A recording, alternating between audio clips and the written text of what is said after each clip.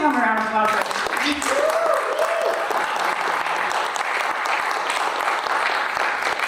Okay, welcome to the Midwest Filmmakers panel tonight at the Snake Alley Film Festival.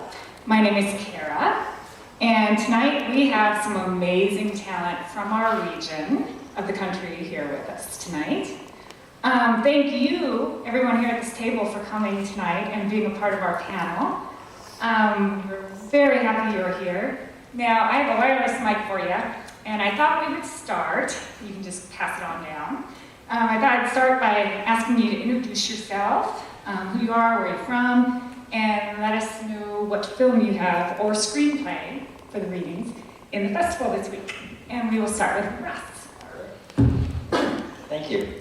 My name is Russ Fry, and I'm right from here in Burlington, just 4 miles up the road.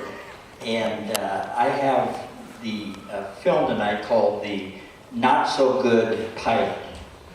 And that's all I'm going to tell you. Hello, I'm Andrew Wassom. I'm from Chester, Nebraska. All Aboard. It's on Friday.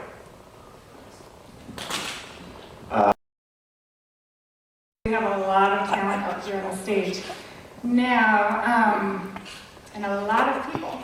Let's see. I would like each of you, if you could, to tell us a little bit about your background, how you got started in filmmaking, whether it be directing, writing, sound design, whatever your specialty is. Well, I'm a retired adult probation officer, and there are a couple felons out here, so be careful when you look around. Actually, I've been retired for about 6 years, and I rekindled my interest in history. So basically, I consider myself an historian who is just beginning to learn how to show what I find out in using cinema. However, tonight is not a documentary, and that's all I'm going to say about that. Well, I've been off probation for about 7 years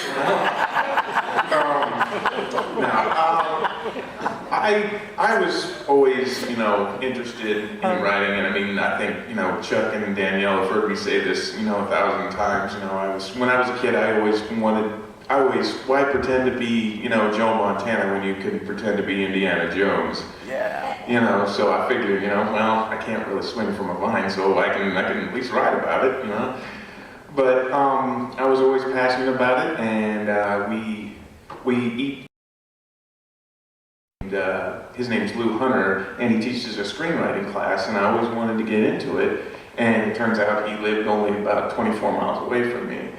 So, and that's how I just got started. So, written, about 4 features, and this was my my first short, and I've written a couple since then. So, yeah, looking to get more into it. So.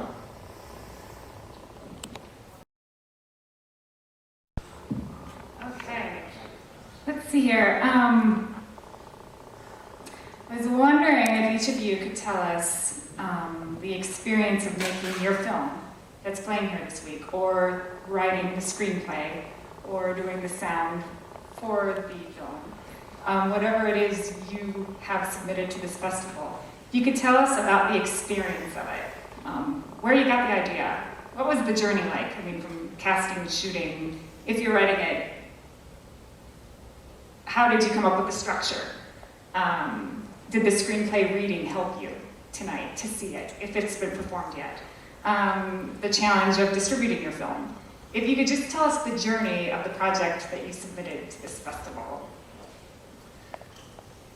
I guess Well, I guess what inspired me to write, All Aboard, I don't really have a genre per se, but what I was looking towards was location.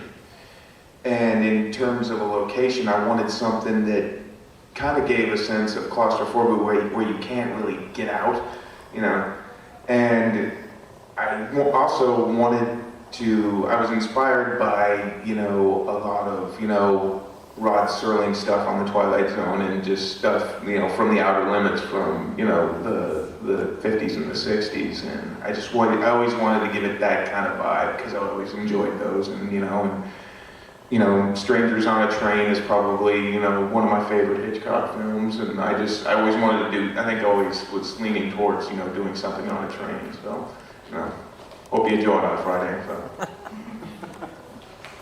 Well, I don't really want to say too much about Not So Good Pilot, spoiler, but I will tell you two things. One is my wife Connie said, you ought to make a movie about that, so I did. And the other is, it was very low budget. It cost me 2 tacos and a lemonade. That's honest God truth. Okay, gosh, I have a million questions. I just want to talk to you guys all night long. I'd like you each to share with us what upcoming projects you have. Is there something you're working on right now, or something that you're planning to work on in the future? What's coming up for you now? Well, okay, I'll tell you. Normally I do documentaries, and for those of you who are from this part of the Midwest will appreciate this. I've discovered the final resting place of Chief Blackhawk, and I'm going to do a documentary on that. Well, right now, we've got the story developed, but both of us have a lot of irons in the fire, but I've got my co-writer down here with me, Chuck Matan, and we'll be working on a horror feature, so.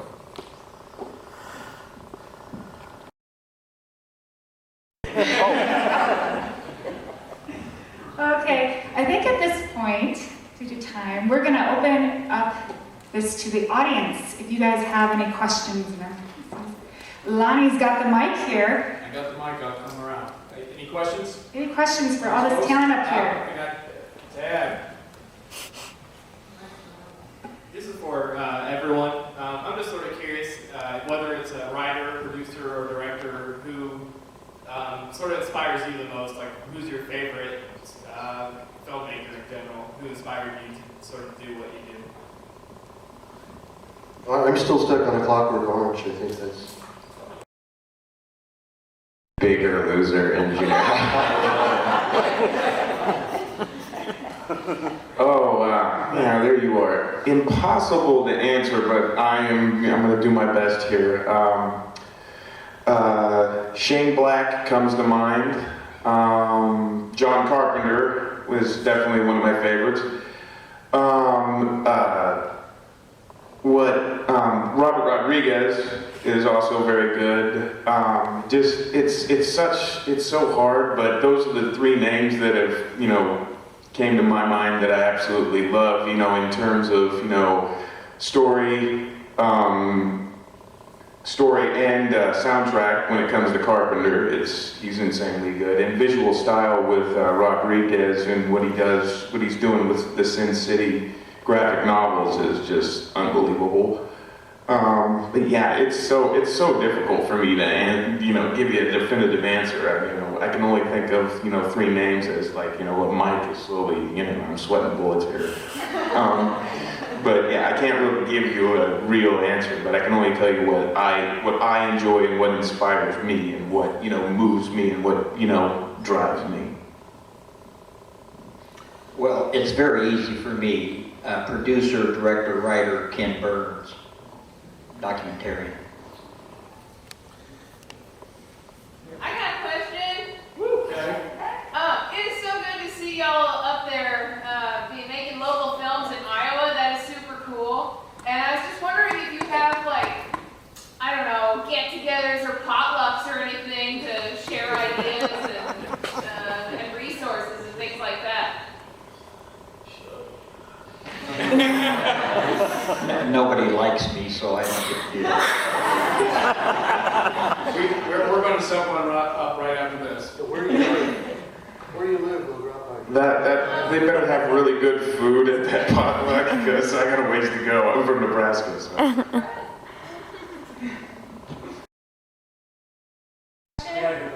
Okay. How much do all you folks in your different projects consider the audience for your material and their ever-shrinking attention span and digital media and all that baloney? How much does it factor into what you do?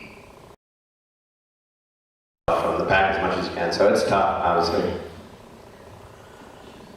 I agree in a sense of, in terms of pace, you really got to grasp the audience attention to, grab a hold. But at the same time, in terms of writing, I think that you have to get your audience emotionally invested. You could do a lot of crazy things to, pull them in, but at the same time, I think you got to get your audience to care, regardless if it's a, full-length feature or a short. And sometimes finding that, that equilibrium, that balance, it can get kind of tough. You really got to think about it, and just in a way to pull them in. So, but that's writing, I guess. Well, this is a very serious issue for me. I do historical documentaries. General audiences are not always terribly excited about that. And I've got one documentary that's in its third revision. It's called The Murder of Eunice Rockefeller, about a murder in Keokuk in 1864. And when I get advice from film director critiques, it's usually make it shorter. But when I cut something, I'm cutting something that people need to know. I'll just give you one example, and I'll leave you be with that. But I researched who got pardoned in the 1860s. And one of the facts I found out that 100% of the rapists were pardoned in Iowa in the 1860s. And I had to cut that to make it shorter. Good enough. Okay, guys, we have to cut this now, although I wish we could spend another 2 or 3 hours just sitting in a circle. We could talk at the after party tonight. Everybody come on out to the after party tonight at the paddle wheel. Anyway, let's give a big round of applause for all of our